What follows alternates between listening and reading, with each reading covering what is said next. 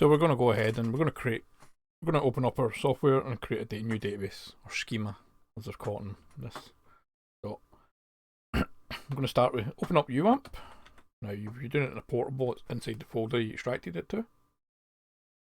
There we go. It's all running. We've got our status. We can check our information, but we know it's running. Status running. And we'll go ahead and we'll open my SQL Workbench. We'll connect to our local. Now, again, default is root for UAMP. Now, if that was on a remote server, you would never leave it like that. But we're not on a remote. We're going to go ahead and we're going to create a new schema. See it? That's there.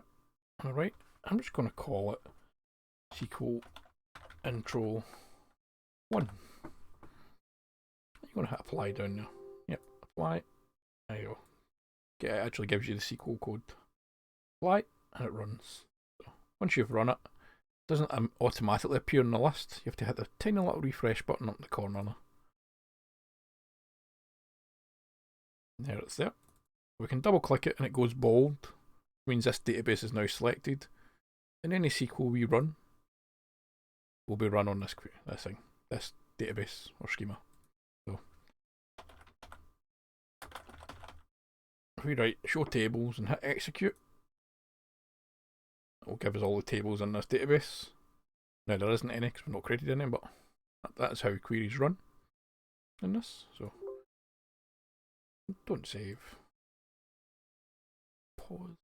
No, we won't. We'll continue on. So we'll go ahead and I've got a user's SQL file. Go ahead and we'll grab it. File. Open recent. Well, I'm going to open recent. You don't have a recent file. I do. Which just creates a random user table. Creates a table called users with these fields.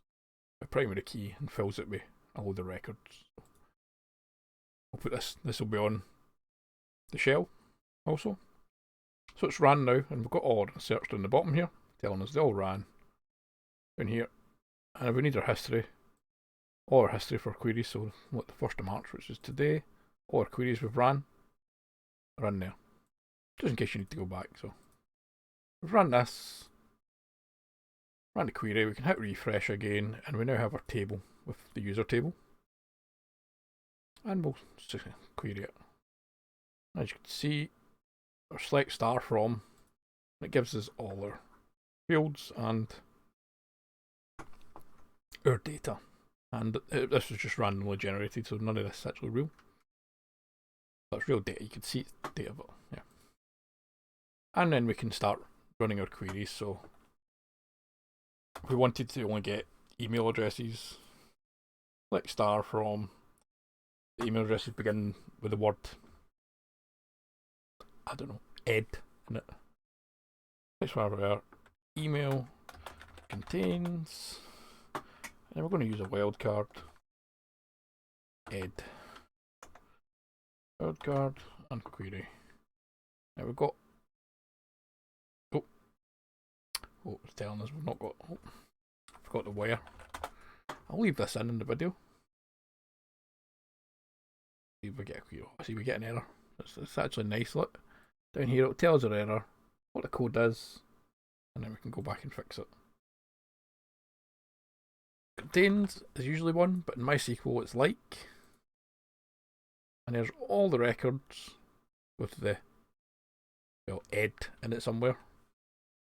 So we can expand that up to like I don't know, NEC. Get all of them with NEC in it. There we go. Get all the edu.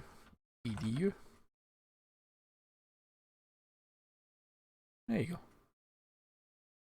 And that's just my SQL Workbench for a nice sample. So I'm going to upload that and then let you have a play around with it.